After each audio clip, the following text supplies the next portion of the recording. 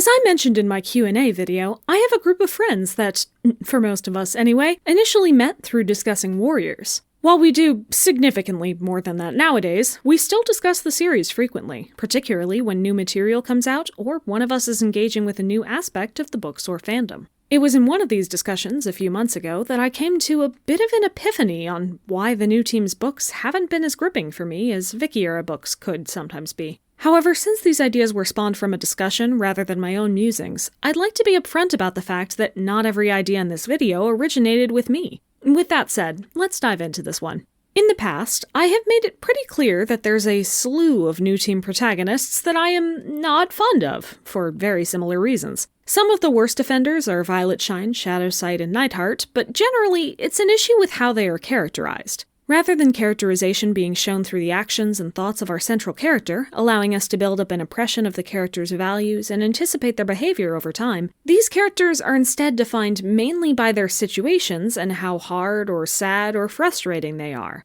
It also doesn't help that all of these situations are seemingly constructed solely for the sake of punishing these characters, making it harder to ignore the hand of the author and forcing us to feel sympathy and see these characters in a certain way. This is all still true, but in discussing some of the issues again, I came to a few more conclusions about the broader circumstances around these characters. To start, Warriors protagonists have almost all had some technical writing flaws. It's true that Shadowsight has no friends, has very little personality or growth, and is mostly defined by being sad, which is an emotion, not a character trait. But someone like Ivypool, a Vicky-era protagonist who is deeply beloved, even by me, has serious issues too. Unlike Shadowsight, she has a consistent personality, and at least one significant and consistent relationship in Doveling, even if you don't count Tigerheart, Hawkfrost, or anyone else in the Dark Forest. However, Ivypool's situation and the plot she was involved in are absolutely ludicrous, with inconsistent motivations and lore as she hops from book to book, and very little overall progress by the time she successfully,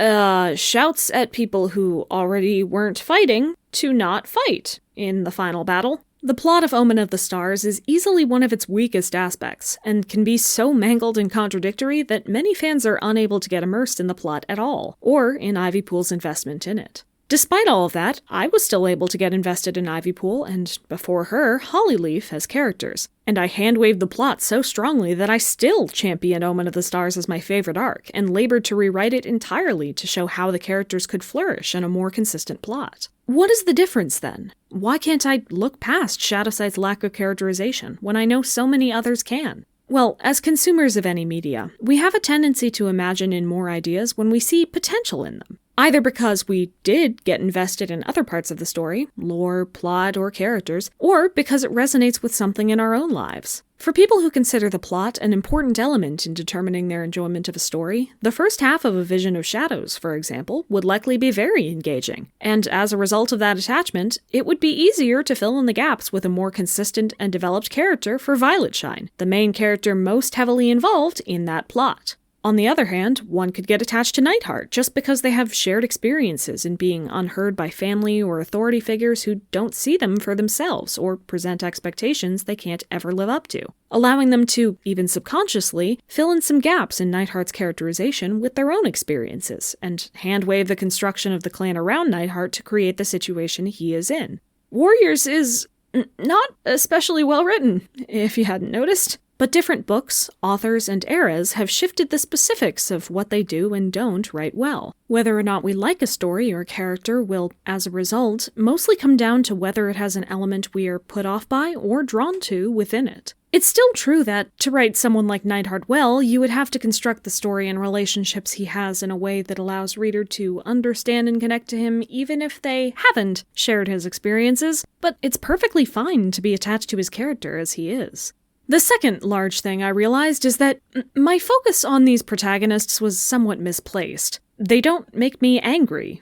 They don't summon great amounts of feeling in me at all. This is because my problem was never really about them. It's about how the new team has composed and used their cast as a whole, and how the type of characters I would be drawn to are almost impossible to create in this environment.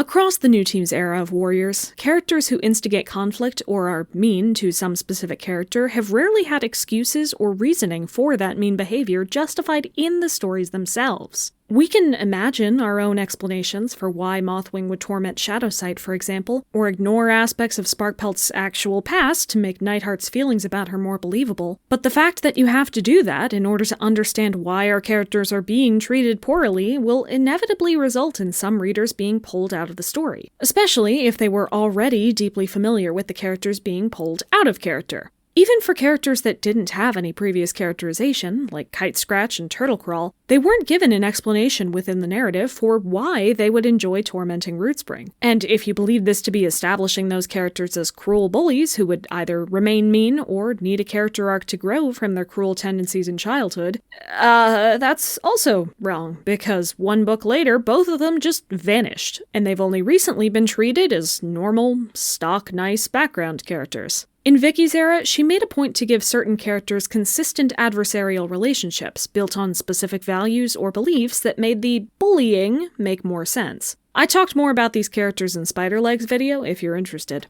Paired with this was Vicky's tendency to have cruel actions be born from one character's specific relationship with another, rather than having a whole clan become mean or negligent towards a protagonist, as was done with ShadowClan during Violetshine and Shadowsight's times. There's also the issue that, the new team has been consistently turning to she-cats when they want a specific character to be mean for a book or more, which is another problem, but even if all of the tormentors were Toms, it wouldn't change the fact that the justifications are often slim or non-existent. Let's turn to a couple of specific examples, both from the new team, to show what I mean. For our first case, we'll look at Sandynose and Twigpaw. In this case, rather than all of SkyClan bullying, excluding, or neglecting Twigpaw for her indecision over which clan she should be in, Sandynose is a clanmate that stands out as giving her a hard time. And as her mentor, he has plenty of time to show that off and make her life worse on his own. However, notably, we can tell immediately why he is acting this way. Twigpaw's relationship with his son and his obvious suspicion over her potential loyalty to ThunderClan cause him to keep her at a distance and treat her as though she's still a brand new apprentice, rather than acknowledging what she may be capable of. When Twigpaw announces that she would like to leave, Sandynose even supports her in a way that follows his values, pointing out that she wouldn't be a good SkyClan warrior if half her heart was in ThunderClan, agreeing with her, yet using an almost "I told you so" energy. This is great, and I have no problem with the way the relationship was portrayed.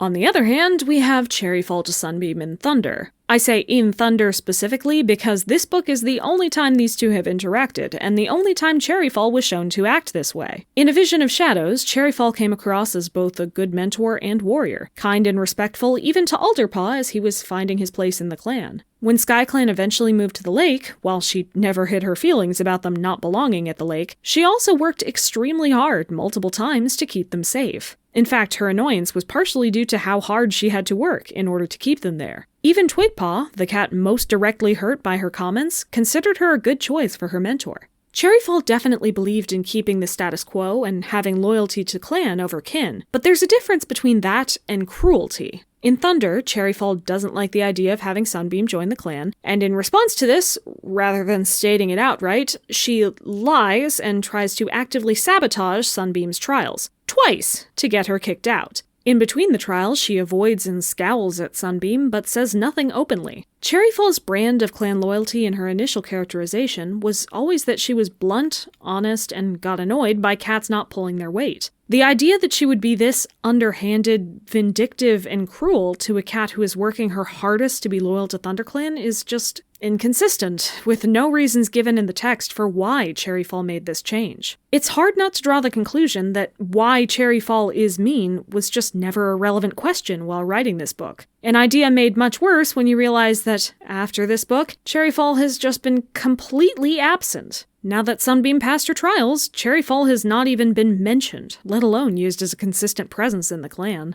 The use of characterization as a single book idea goes beyond the bullies and bullied protagonists that I rag on a lot. Characters like Alderheart and Rootspring start their arcs as sad, anxious little boys who can't do anything right, but as soon as they were handed the thing they are good at, medicine cat duties for Alderheart and ghost powers for Rootspring, their personalities disappeared, as if being anxious was only a state they were in until they were special, and not a character trait that would need to be dealt with and overcome over time. Even for characters who did have fairly defined characterizations before, such as Blackstar, Leopardstar, and River Ripple, for the supplemental material they starred in, all all of them were rewritten to be very sad and insecure, pushing responsibility for their own canonical actions onto other characters, and sometimes not even being able to explain in their head why their previous incarnations took actions or said things that we've already seen from them. I think, honestly, with the number of characters across the main series and super editions that have leaned into this, the poor, soft protagonist being forced into things and lacking agency is just a character type the new team is more familiar or comfortable with. But it means they have to veer away from protagonists who do have serious flaws, or even confidence and agency on their own. And it makes embedding character growth, rather than just moving past difficult situations, a serious challenge. The Warriors fandom is, on the whole, extremely creative, and we're in a unique situation where most of our members haven't read all or even any of the books. As a result, it doesn't take much more than a situation or basic idea for the average fan to get attached to a character.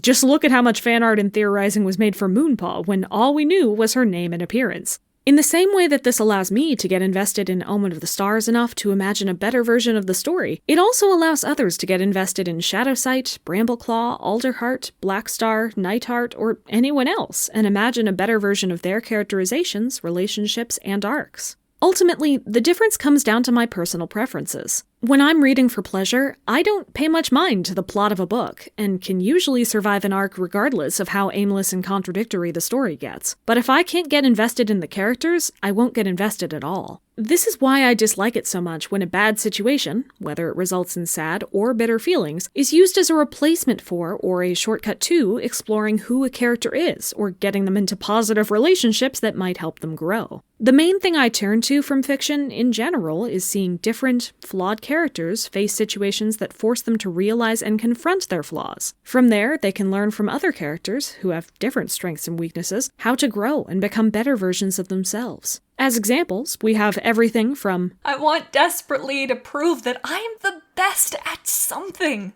But my conception of what the best is born from the static views of my society. So I end up hurting people around me in an effort to abide by their rules. And when I realize this, I can't handle the world I build for myself. 2. I just want to connect with my sister and have a normal life, but I was given power and destiny that makes her insecure and forces me away from her. I'll keep reaching out to her regardless because I won't let a prophecy take away my family or future. Or even outside of Warriors. I'd never gotten to have a life before, so now that I'm out, I simultaneously want to use every moment I have to get to know everyone and to do something amazing. And also to push everyone away, since I believe them and their lives to be inherently better than mine. They've just lived so much more than me.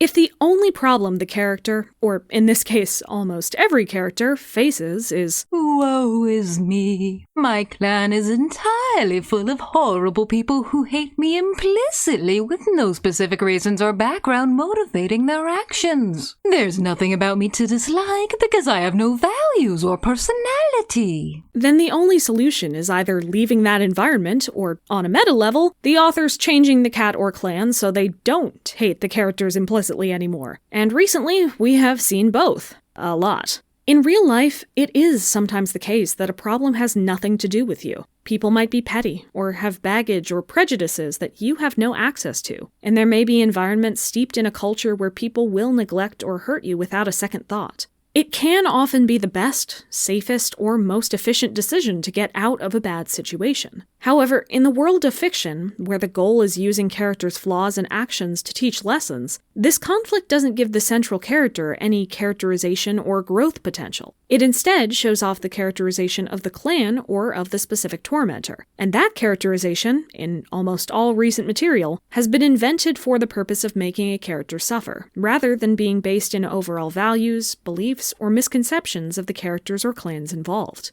This characterization has never successfully lasted beyond the book or couple of books where the central character needs to suffer, and it has never been examined to help the clans grow. The solution has never been to acknowledge and change something that is fundamentally wrong with the clan's culture and treatment of cats, so until they'd like to use a plot like this as a moral with long-lasting cultural changes to the clans, beyond a couple of small code changes, they need to make the clans less broadly malevolent so that the central character can grow and, in doing so, give us a moral. The thing I am looking for, the thing that would instantly make me appreciate Warriors more than I ever have before, is for people on the team to keep consistent track of the characterization they give every cat. I don't just mean the protagonists, though it would be nice if those guys kept their personalities or values past the arc they star in, but I really do mean everyone. If Bumblestripe is being a little turd, note down when, why, and to whom he was a turd. If Sunbeam and Finchlight are forming a friendship, write it under each of their profiles so you can remember that. And then, here's the kicker, use those notes to inform your writing. If characters are forming friends, have them keep interacting with those friends, and even let the relationships change over time.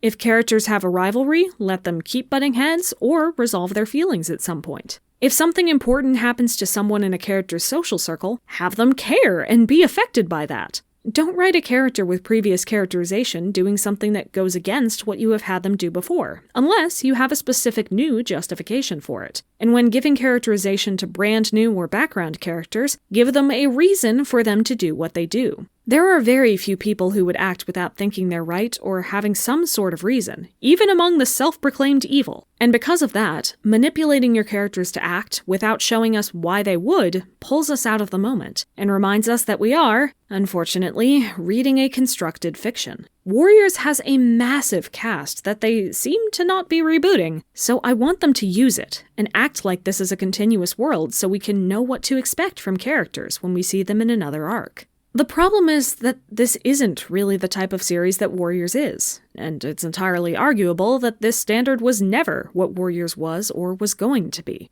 Some of the creators of Warriors over the years did have passion for the series, but this was never a passion project, and it's important to remember that when we judge the books we have. I'm not about to stop reading Warriors, but recognizing what I personally want from fiction and how the writing style, not just of specific characters, but the entire cast has deviated from this, I do think I'll be altering my expectations for the future books of this series. I'll take what they give me, accept that it's unlikely for any of their new characters to become favorites of mine, and turn the remainder of my attention to making my own writing something that I would be excited by.